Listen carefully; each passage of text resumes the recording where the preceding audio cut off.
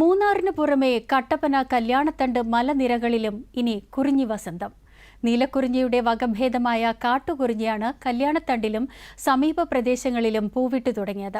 വരും ദിവസങ്ങളിൽ ഇടുക്കിയിലെത്തുന്ന സഞ്ചാരികൾക്ക് കാഴ്ചയുടെ മനോഹരമായ വിരുന്നാകും ഈ കുറിഞ്ഞി വസന്തം.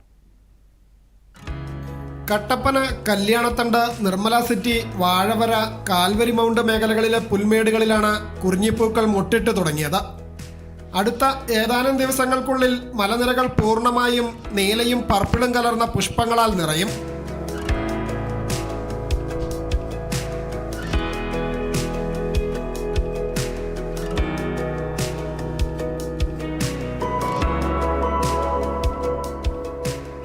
ഇടുക്കി ജലാശയത്തിന്റെ മനോഹരമായ പശ്ചാത്തലവും തണുത്ത കാറ്റും ഒപ്പം കുറിഞ്ഞി വസന്തവും കൂടിയാകുമ്പോൾ കല്യാണത്തണ്ട് സഞ്ചാരികൾക്കൊരു സ്വർഗീയ പ്രതീതിയാകും സമ്മാനിക്കുക.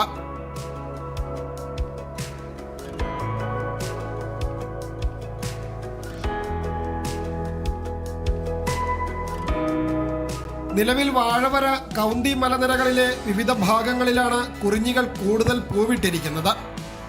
എന്നാൽ കാട്ടാനകളുടെ സാന്നിധ്യമുള്ളതിനാൽ മേഖലയിലേക്ക് എത്തുന്ന സഞ്ചാരികൾ ജാഗ്രത പാലിക്കേണ്ടതുണ്ട്. ഇതോടൊപ്പം നിർമ്മല സിറ്റി, കല്യാണത്തണ്ട് മലനിരകളിലും വരും ദിവസങ്ങളിൽ കുറിഞ്ഞികൾ പൂർണ്ണമായി പൂവിടും.